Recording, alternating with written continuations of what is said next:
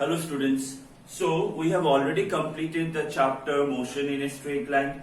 Yes or no? I have put in all the videos of motion in a straight line in one playlist. You can find all the videos related to motion in a straight line arranged in order under that playlist. Okay. So today let us see.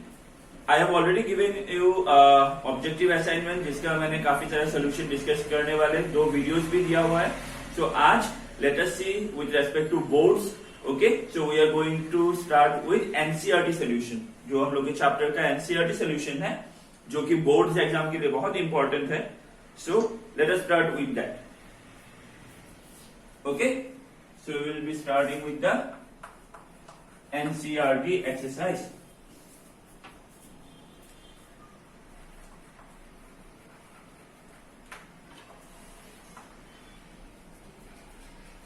So question number 1, that is question number 3.1. In which of the following example of motion can the body be considered approximately a point object? Now I have told you before that if the distance covered or if the distance is very large compared to the dimension of the body, then we can neglect the size of the body and we can consider it to be a point object. तो पहला क्या है? Number 1. A railway carriage moving without jerk between two station. Obviously दो station के बीच का जो distance होता है वो बहुत ज्यादा है. उस डिस्टेंस के कंपेयर में जो ट्रेन है उसको हम लोग पॉइंट ऑब्जेक्ट ले सकते हैं. सो नंबर 1 केस में we can consider the train to be a point object, okay, with respect to the distance between the two stations that is covered by the train. So number 1, yes, the train can be taken to be a point object. Number 2, a monkey sitting on top of a man cycling smoothly on a circular track. इसमें भी yes होगा. जो monkey है उसको हम लोग point object ले सकते हैं. Why? Because the distance covered with respect to a circular track, एक सर्कुलर ट्रैक में जो लेंथ होगा, जो डिस्टेंस कवर्ड होगा वो काफी ज्यादा होगा. तो उसके कंपेयर में जो मंकी का जो साइज है उसको हम लोग नेग्लेक्ट करके पॉइंट ऑब्जेक्ट ले सकते हैं. तो यहाँ पे भी जो मंकी है उसको हम लोग पॉइंट ऑब्जेक्ट ले सकते हैं with respect to the distance covered, okay, in the circular track. Number 3, a spinning cricket ball that turns sharply on hitting the ground. Now यहाँ पे क्या बोला? That turns sharply.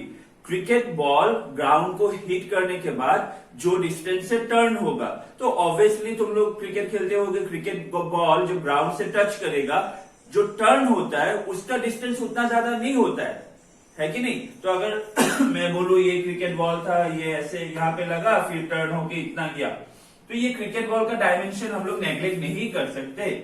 ओके, तो यहाँ पे जो क्रिकेट बॉल है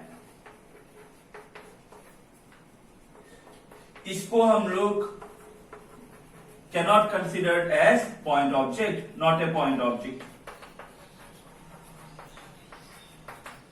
okay, with respect to the this one, what to say, distance with which it turns sharply after hitting the ground. Number 4, a tumbling beaker that has slipped off the edge of a table. ये तो obviously होगा ही नहीं. ये पकड़ लो, एक table है, इसके ऊपर एक बीकर रखा हुआ है. बीकर मतलब वो जो केमिस्ट्री में तुम लोगों ने पढ़ा होगा ना, सोल्यूशन ये सब रखता है. तो वो बीकर टेबल के ऊपर से गिर गया. तो अभी इतना बड़ा टेबल तो मिलेगा नहीं ना, टेबल का नॉर्मल हाइट का टेबल ही होगा. उसके ऊपर से अगर बीकर गिर गया तो वो जमीन तक कितना डिस्टेंस गिरेगा? कुछ ज्यादा नहीं. उसके रेस्पेक्ट पे जो बीकर का हाइट है वो ऑब्वियसली हम लोग नेग्लेक्ट नहीं कर सकते. सो यहाँ पे भी ये क्या होगा? जो बीकर है उसको हम लोग पॉइंट ऑब्जेक्ट नहीं मान सकते. ओके, तो ये हो गया क्वेश्चन नंबर 1 का सोल्यूशन. पहले जो चार दिया हुआ है उसमें से पहला 2 पॉइंट ऑब्जेक्ट है, बाकी वाला 2 पॉइंट ऑब्जेक्ट नहीं है.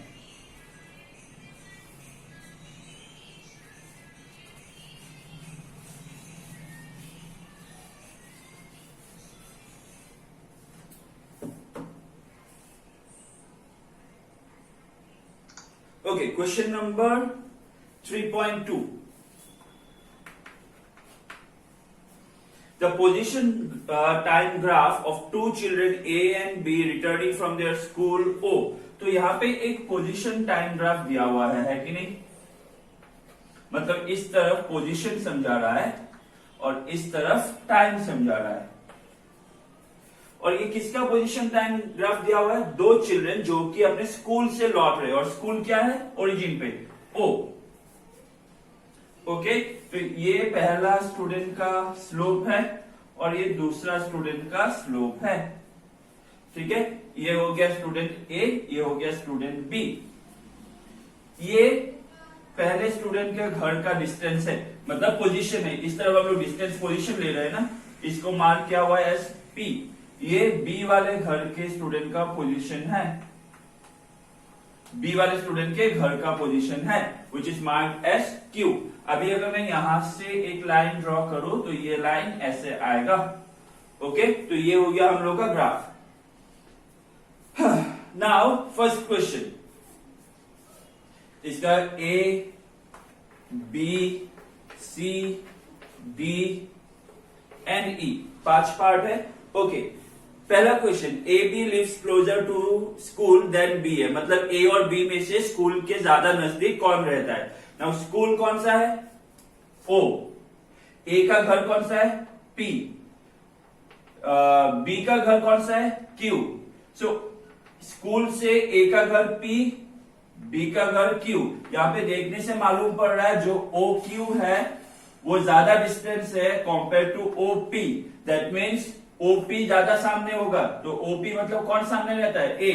तो यह क्या होगा? A lives closer than B, A lives closer than B to the school, to the school. Okay, number B, A B starts walking earlier than B A, मतलब ए और बी में से स्कूल से घर जाने के लिए सबसे पहले कौन निकलता है?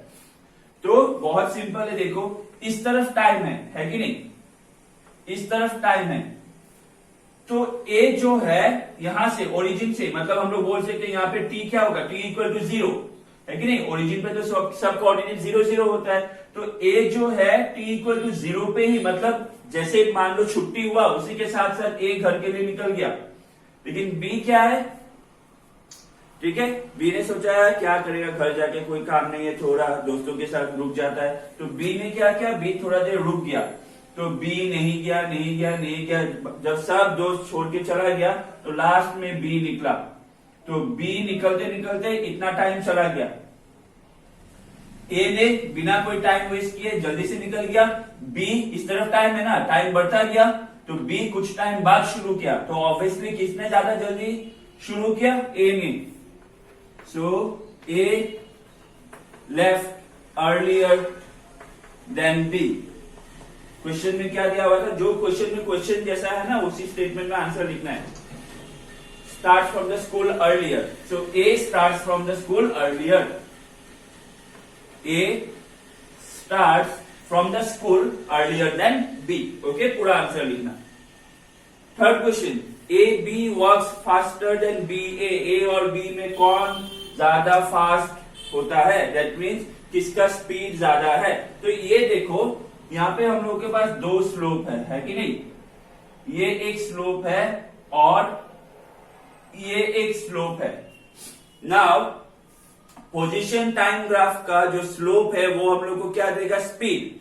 क्वेश्चन में क्या पूछा है? हु वर्क्स फास्टर देन हुम, यस और नो? तो ऑब्वियसली यहां पे जो बी का स्लोप है वो ए के स्लोप से ज्यादा है, जो बी का स्लोप है वो ए के स्लोप से ज्यादा है कि नहीं? अगर इस तरह समझ में नहीं आता है तो इस तरह देखो, ए ने यहां से शुरू किया, ये था ए का टाइम, और ये ए यहां से शुरू करते करते करते यहां पी तक कहां तक पहुंचा? यहां पे, मतलब ए ने इतना टाइम लिया घर जाने के लिए। बी ने कहां से शुरू किया? बी ने यहां से शुरू किया टाइम, और इस पोजीशन पे टाइम यहां तक, मतलब बी ने इतने टाइम पे घर तक पहुंच गया। तो ए ने इतना टाइम लिया ज्यादा टाइम और बी ने इतना कम टाइम लिया, तो जिसने ज्यादा टाइम लिया वो ऑब्वियसली स्लो था, और जिसने कम टाइम लिया वो ऑब्वियसली क्या था? फास्टर था। तो ये दोनों में से स्पीड किसका ज्यादा होगा? Obviously B has greater speed, और you can say B walks faster than A. Okay, reason because the slope of the graph B is greater than the slope of the graph A, और of B is greater than the slope of A. Okay, देखो B निकला तो बाद में है कि नहीं, ए पहले ही शुरू कर दिया, ये सोचा छुट्टी हो गया घर पहुंच जाता हूं जल्दी जल्दी. बी उसको मालूम था ए शायद मोटा होगा, ये तो धीरे धीरे जाएगा, मैं फिट हूं पूरा 6 पैक, मैं तो इससे पहले निकल जाऊंगा, ए इससे जल्दी घर पहुंच जाऊंगा. ठीक है, तो इसलिए ए और बी एक ही पॉइंट ऑफ टाइम पे दोनों घर पहुंच गए. क्यों? क्योंकि बी का स्पीड ज्यादा था. सो ऑब्वियसली क्वेश्चन क्या था? Works faster. So B works faster than A. Fourth question, A and B reach home at same time different time. ये था ए का घर पी. ए जो टाइम पे पहुंचा वो टाइम, देखो ये पोजीशन है ना, तो ये हो गया पी का घर, और जिस टाइम पे ए पहुंचा ये हो गया टाइम. सिमिलरली ये क्यू हो गया बी का घर, और ये घर जब पहुंचा उसके रेस्पेक्ट में ये हो गया टाइम. तो ए और बी दोनों का टाइम एक ही पॉइंट पे आके कोइंसाइड हो रहा है. इसका मतलब क्या है? इसका मतलब ये है A and B reaches home at same time. Reaches home at same time, एक ही टाइम पे दोनों घर पहुंचता है.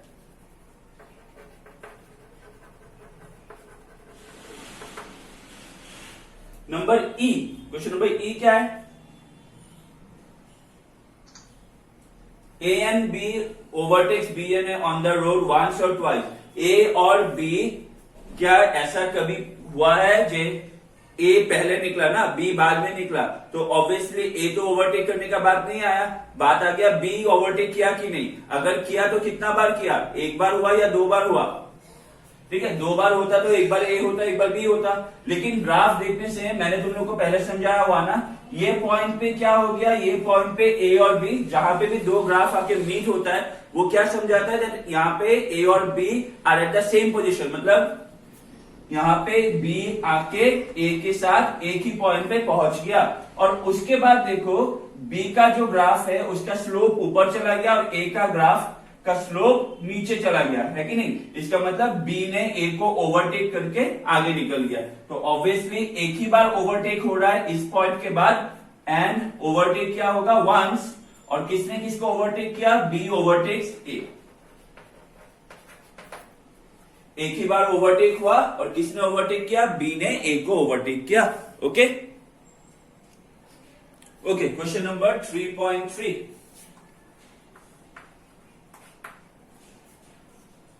A woman starts from her home at 9 a.m., walks with a speed of 5 km per hour on a straight road to her office 2.5 km away, stays at the office up to 5 p.m. and returns home by an auto with a speed of 25 km per hour. Choose suitable scales and plot the distance versus time graph of her motion. Okay, तो देखो यहाँ पे दो part है, एक तो जब women जा रहा था और दूसरा जब वोमेन वापस आ रहा था. Okay, so while going to office,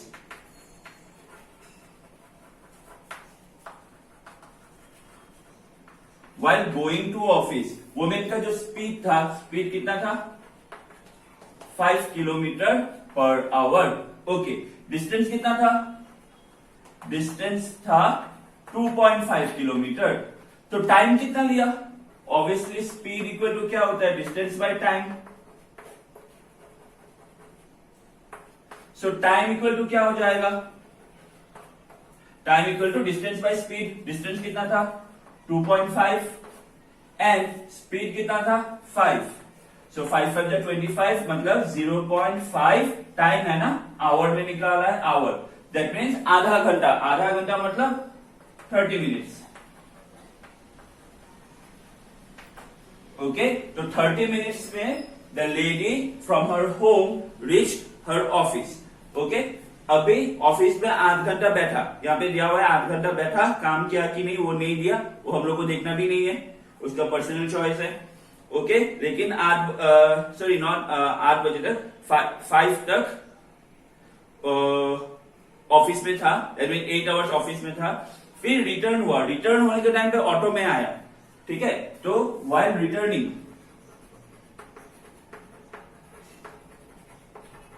returning from office, ठीक है। तो 5 बजे ऑफिस से आ गया, दैट मीन्स ये ज्यादा दिन पुराना नहीं, ये पिछले 15-20 दिन पहले का बात होगा, क्योंकि याद है ना 6 बजे से लॉकडाउन था, तो सबको 5 बजे के बाद घर पहुंचना होता था, ठीक है। सो व्हाइल रिटर्निंग फ्रॉम ऑफिस, उस वुमेन ने क्या किया, ऑटो लिया। तो ऑटो का स्पीड कितना था, 25 किलोमीटर पर आवर। डिस्टेंस तो सेम रहेगा, घर से ऑफिस और ऑफिस से घर सेम डिस्टेंस। डिस्टेंस कितना था, 2.5 किलोमीटर।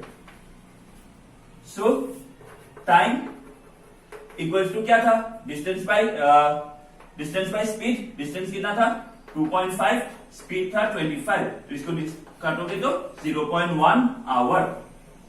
अभी मुझको बोलो 0.1 आवर कितना होता है, 0.1 आवर कितना होगा, 1 आवर में कितना मिनट्स होता है, 60 मिनट, उसका 0.1 मतलब 0.6, 0.6 minutes, sorry not 0.6, 6 minutes, okay, 6 minutes. So जाते टाइम लगा 30, आते वक्त लगा 6 मिनट। देखो 0.1 बोला ना, 0.1 पूरा 1 आवर कितना होता है, 60 मिनट्स, ठीक है। तो एक 0 उसमें से हटा दो तो 0.1 है, तो ये कितना होगा, 6 मिनट, ठीक है। तो ये हम लोग को डेटा मिल गया। अगर हम लोग को ग्राफ बनाना है तो हम लोग को ऑब्वियसली वैल्यूज चाहिए, डेटा चाहिए, तो डेटा मिल गया हम लोग को, ठीक है। अभी हम लोग को ग्राफ प्लॉट करना है। तो क्या ग्राफ प्लॉट करने के बोला, हम लोग को बोला okay, position time graph plot करने के लिए।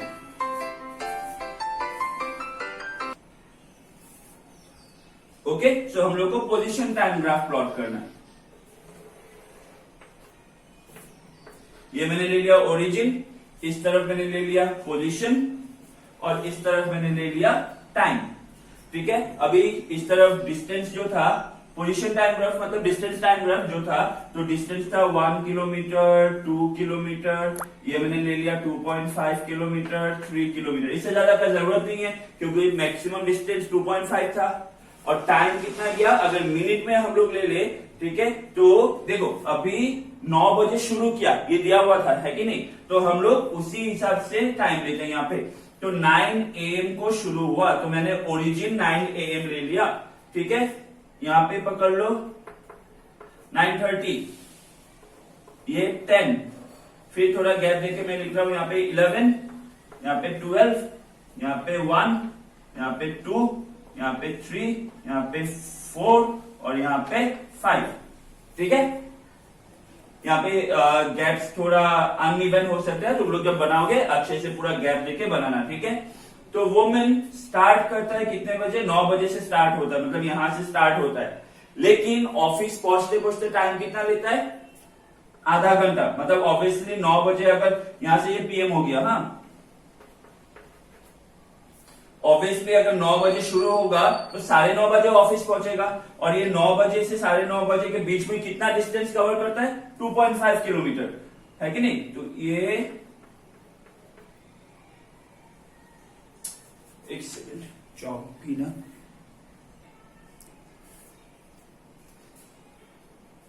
ओके। तो ये 9:30 बजे तक ऑफिस पहुंच जाती थी, लेकिन स्टार्ट कितना बजे किया, 9 बजे।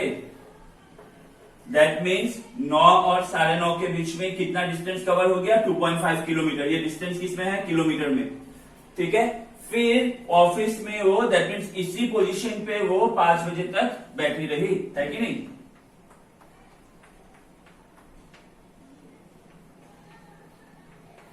फिर ऑटो में बैठी और ऑटो में बैठ के घर पहुंची, लेकिन घर पहुंचने में कितना टाइम लगा, सिर्फ 6 मिनट। दैट मीन्स ये 5 बजे के एकदम सामने ही कहीं पे होगा, तो मैं यहाँ पे इसको 6 मिनट एज्यूम करके यहाँ पे लिख देता हूं, ओके।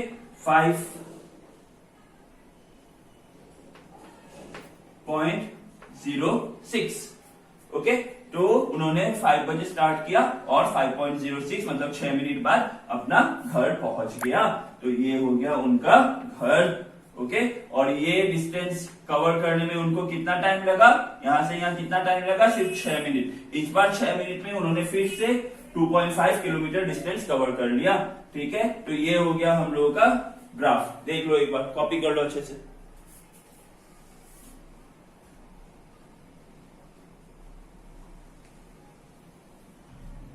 Okay, next question.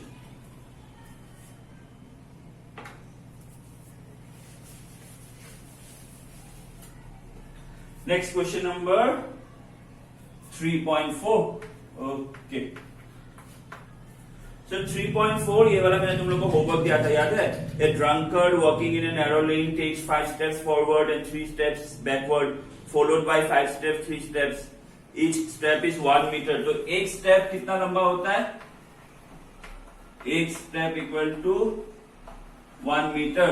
और एक स्टेप लेने के लिए टाइम कितना लेता है? टाइम लेता है 1 सेकेंड। ओके, नाउ एक तो हम लोग को निकालना है, अगर 13 मीटर दूर पे जो एक ड्रंकर्ड है जो कि 5 स्टेप आगे लेता है फिर 3 स्टेप पीछे लेता है, इस तरह वो करते करते करते आगे जा रहा है। तो 13 मीटर पे एक गड्ढा है, पीट है, तो कितने सेकंड बाद वो उसमें गिर जाएगा, ये निकालना है ना। तो देखो, हाँ 5 स्टेप्स फॉरवर्ड, तो 5 स्टेप के लिए डिस्टेंस कितना होगा? 5 मीटर। एंड टाइम कितना लेगा? Obviously 5 second. 3 स्टेप्स बैकवर्ड, तो 3 स्टेप्स के लिए डिस्टेंस कितना कवर होगा? 3 मीटर। और टाइम कितना लेगा? 3 second. So therefore net distance, अभी 5 स्टेप्स आगे गया लेकिन 3 स्टेप्स तो पीछे आया ना, तो ये तो क्या होगा? 5 minus 3, that means how much? 2 metre. तो नेट डिस्टेंस कवर कितना हुआ? 2 मीटर। लेकिन जाने के लिए टाइम लिया 5, आने के लिए 3। अभी टाइम तो माइनस नहीं होगा ना, तुम आगे जाओ या पीछे जाओ, टाइम तो जाएगा ही, टाइम तो फॉरवर्ड डायरेक्शन में ही है। सो टाइम कितना लिया? 8 सेकेंड।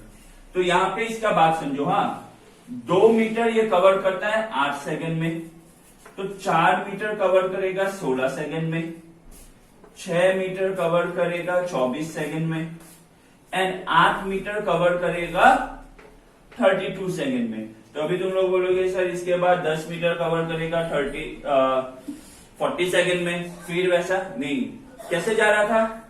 5 आगे 3 पीछे, 5 आगे 3 पीछे, 5 आगे 3 पीछे, 5 आगे 3 पीछे। आफ्टर रीचिंग 8 मीटर क्या होगा? वो फिर से 5 स्टेप आगे लेगा। तो 8 मीटर के बाद 1 2 3 4 5 स्टेप फिर आगे लेगा, मतलब 9 10 11 12 13। तो 8 मीटर आने के बाद जब वो 5 स्टेप लेगा वो ऑलरेडी गड्ढे में गिर जाएगा, तो वापस आने का कॉन्सेप्ट है ही नहीं।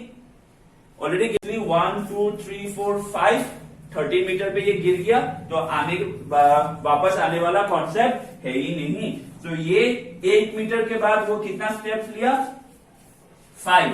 दैट मीन्स 8 प्लस 5 वो पहुंच गया 13 मीटर। तो ये 5 स्टेप्स के लिए फिर कितना टाइम लगेगा? Obviously 5 second. So 32 plus 5 that is equal to 37 second. So what is the total time taken to fall on a pit that is 13 meter away?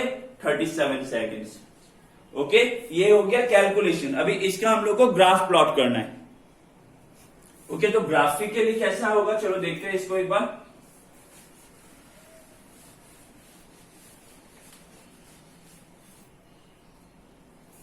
तो यहां पे जो ग्राफ है इसको थोड़ा बड़ा बनाना पड़ेगा। ओके, तो इस तरफ हम लोगों ने ले लिया जो वो डिस्टेंस कवर कर रहा है, और इस तरफ हम लोगों ने ले लिया टाइम। तो ये शुरू हुआ 0 से, यहां पे मैंने लिया 1 मीटर 2 मीटर 3 मीटर 4 मीटर, ऐसा तो जगह ही नहीं होगा। ठीक है, तो इसको मैंने ले लिया 2 मीटर 4 मीटर 6 मीटर। ठीक है, थोड़ा गैप देने के लिए ले लेता हूं, तो फिर बीच में उसको पकड़ लेंगे 6, ये 8 10 12 और 14। तो 13 ये 14 और 12 के बीच में होगा। तो सिमिलरली टाइम भी कितना लिया था? 37 सेकेंड। तो 37 तक जाना है।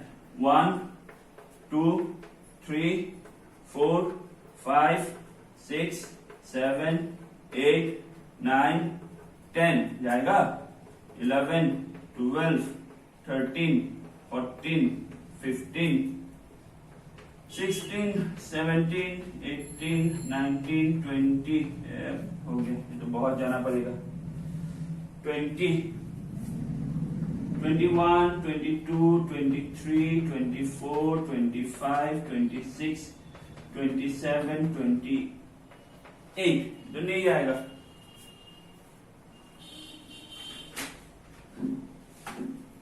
इसको रफ करो।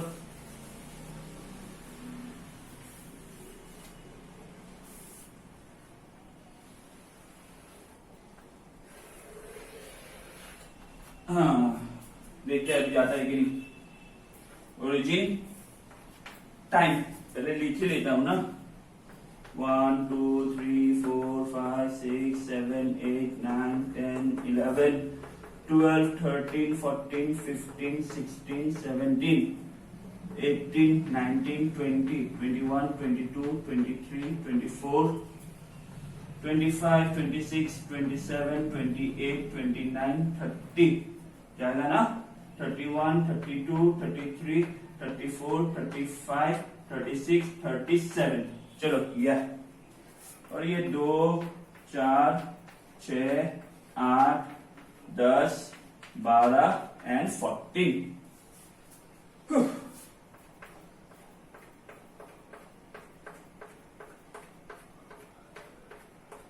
Around this base 21.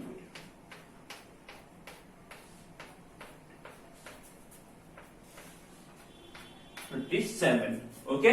सो देखो, हाँ, तो वो जो आदमी था, जो ड्रंकर्ड था, वो यहां से शुरू हुआ, इनिशियल पोजीशन, ठीक है। पहले 5 सेकंड में वो कहां तक गया, ऑब्वियसली 5 मीटर, मतलब यहीं पे कहीं पे होगा, है कि नहीं। सो पहला 5 सेकंड में वो, पहले हम लोग पॉइंट्स दे देते हैं, फिर हम लोग इसको लाइन में ड्रॉ कर लेगा। तो पहला 5 सेकंड में वो यहाँ पे कहीं तक 5 मीटर गया, फिर नेक्स्ट सेकंड में 6, 7, 8, नेक्स्ट 3 सेकंड में वो आगे नहीं गया, पीछे आ गया। कितना पीछे आया, वो 3 मीटर पीछे आया। दैट मीन्स अभी 5 से वो 3 मीटर पीछे आ गया, तो मतलब कितना आया, 2, है कि नहीं। और ये 2 तक आने के लिए उसने 3 सेकंड टाइम लिया, दैट मीन्स 5 + 3 8, तो यहां पे आ गया। अभी 2 मीटर के बाद नेक्स्ट 5 सेकंड वो फिर क्या किया, आगे गया। तो अभी वो 2 मीटर से शुरू किया था, तो 2 मीटर से वो फिर 5 मीटर आगे गया, मतलब कहां पे जाएगा, 7, मतलब यहीं पे कहीं पे जाएगा 7, और 8, 1, 2, 3, 4, 5, मतलब 13। सो ये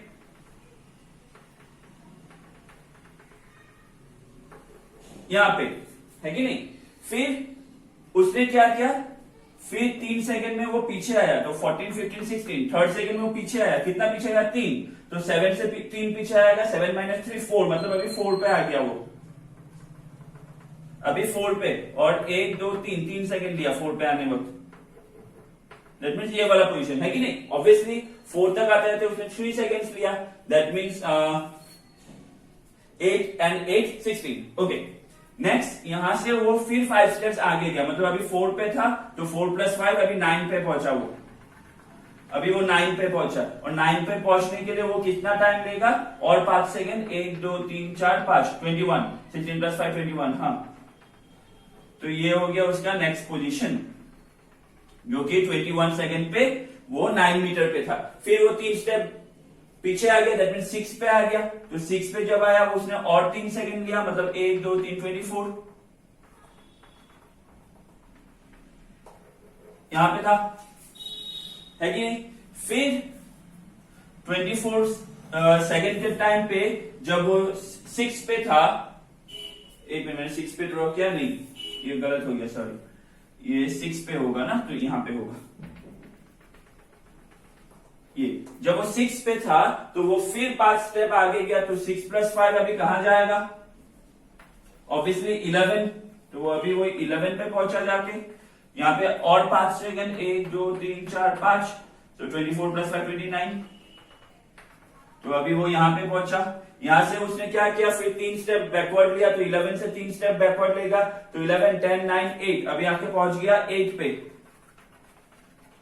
और टाइम 1, 2, 3 और 3 सेकंड लिया, मतलब 29, 30, 31, 32, है कि नहीं। फिर यहां से कहां पे है अभी वो, अभी वो है 8 पे, 8 से उसने फिर 5 स्टेप्स आगे लिया, तो 8, 9, 10, 11, 12, 13, तो अभी वो चला गया जहां पे उसको गिरना था 13 पे, और 5 सेकंड लिया, 1, 2, 3, 4, 5, तो ये हो गया उसका फाइनल पोजीशन जहां पे आके वो,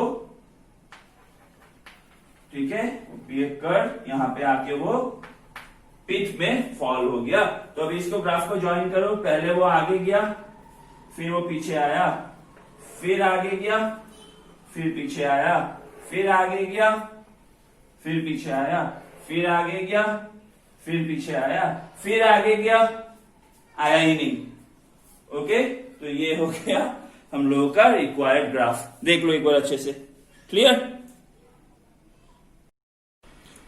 so question number 3.5, question number 3.5 खुद ट्राई कर लेना। हाँ, ये रिलेटिव वेलोसिटी वाला सम है, थोड़ा खुद से ट्राई कर लेना। नाउ लेट अस सी क्वेश्चन नंबर 3.6। नहीं होगा तो मुझको बोल देना, ठीक है।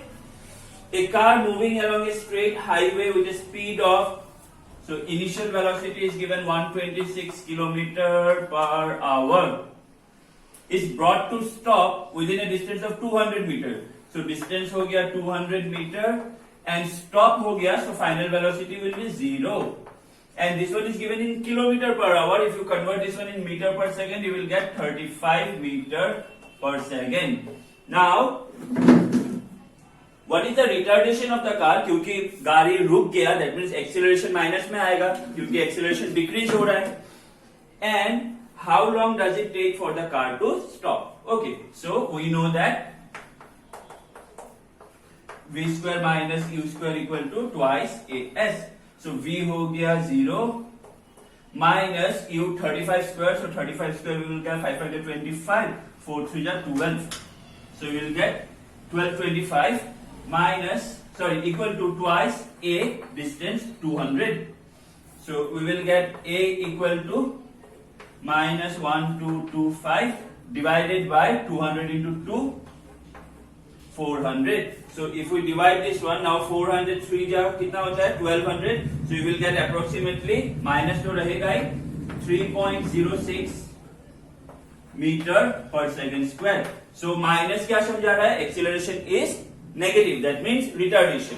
तो पहला पार्ट निकल गया, रिटार्डेशन निकल गया 3.06 मीटर पर second square. And also you have to find how long does it take for the car to stop. So again, and we know that v equal to u plus at.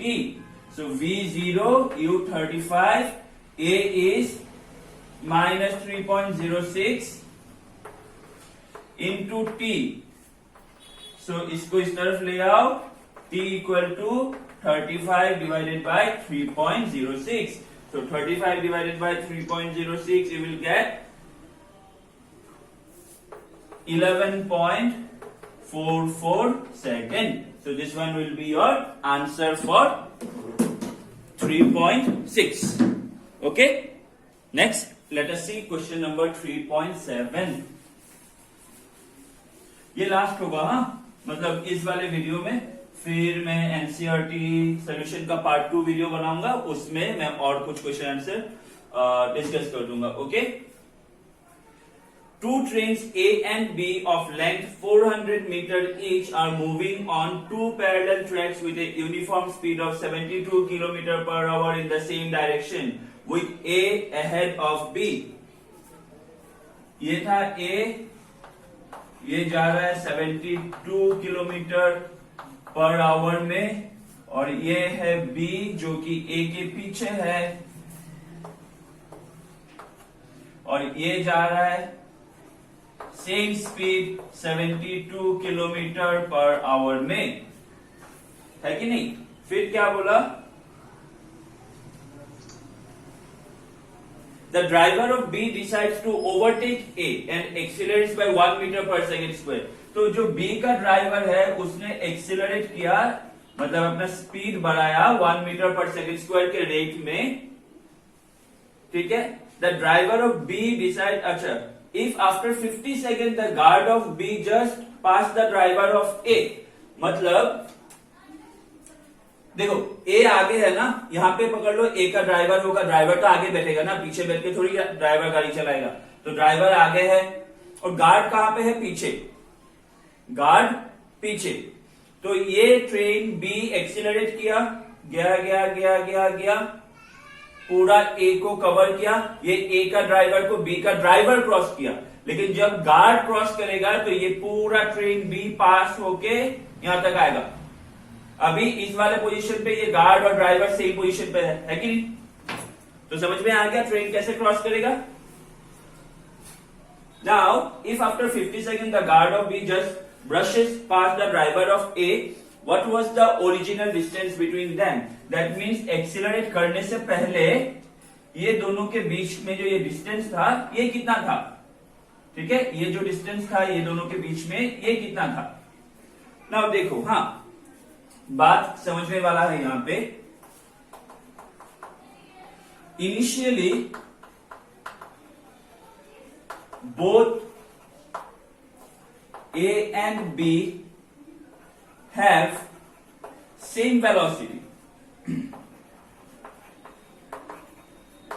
and in same direction. Yes or no? So initial relative velocity, initial relative velocity क्या होगा? Zero, क्योंकि same direction में क्या होगा? B A minus B B, 72 minus 72 sorry ना, okay. So initial relative velocity 0 meter पर second. Now देखो, हाँ चलो मैंने पकड़ लिया इनिशियली ए और बी के बीच में जो डिस्टेंस था वो कितना था? x, okay. Let the initial distance between or the distance between A and B is x metre. Now बात समझो, हाँ ये ट्रेन A है, ये ट्रेन B है, दोनों सेम स्पीड में जा रहा है, दोनों के बीच में डिस्टेंस कितना है? x। तो अगर दोनों सेम स्पीड में जा रहा है, ये जो डिस्टेंस x है ये भी तो कांस्टेंट रहेगा, क्योंकि ये 5 मीटर आगे जाएगा तो ये फिर 5 मीटर आगे जाएगा, ये और 5 मीटर, ये और 5 मीटर, तो दोनों के बीच में जो डिस्टेंस है वो सेम रहेगा। अभी ए ने एक्सीलरेट नहीं किया, ए जैसा था वैसा ही है, बी ने सोचा मैं एक्सीलरेट करके इसको क्रॉस करके जाऊंगा, तो जो ये दोनों के बीच में जो डिस्टेंस था, मतलब ये जो ए और बी के बीच में जो एक्स डिस्टेंस है, ये सिर्फ किसने कवर किया? सिर्फ बी ने कवर किया। तुम्हारे आगे का आदमी दौड़ रहा है और तुम उसके पीछे दौड़ रहे हो, दोनों का स्पीड सेम है, अचानक तुमने सोचा मैं उसको पकड़ूंगा, तो तुमने अपना स्पीड बढ़ा दिया, एक्सीलरेट किया, और फिर जाके तुमने उसको पकड़ लिया, तो तुम दोनों के बीच में जो डिस्टेंस था वो किसने कवर किया? ऑब्वियसली तुमने, क्योंकि तुम उसके पीछे था, है कि नहीं? सो रिलेटिव वेलोसिटी कितना मिल गया हम लोग को? 0। ओके, सो मैंने डिस्टेंस कितना पकड़ा था? x। So the distance x is covered by b। Yes और no? What was the initial relative velocity of b? 0। Okay, acceleration कितना किया इसने? 1 मीटर पर सेकेंड स्क्वायर। टाइम कितना लिया? दिया हुआ है 50 second. So we know that s equal to ut plus half at square. ये s हम लोगों ने x पकड़ा, तो x इक्वल टू u0, तो ये 0 हो जाएगा, हाफ a1 है into t square is 50 square. So will get x equal to 50 square is 2500 divided by 2. So you will get x equal to 1250 meter. That means B इतना distance cover करता है। That means what was the initial distance between the two trains A and B? 1250 meter. Okay? I hope यहाँ तक clear है। आज के लिए इतना ही। Okay? Thank you.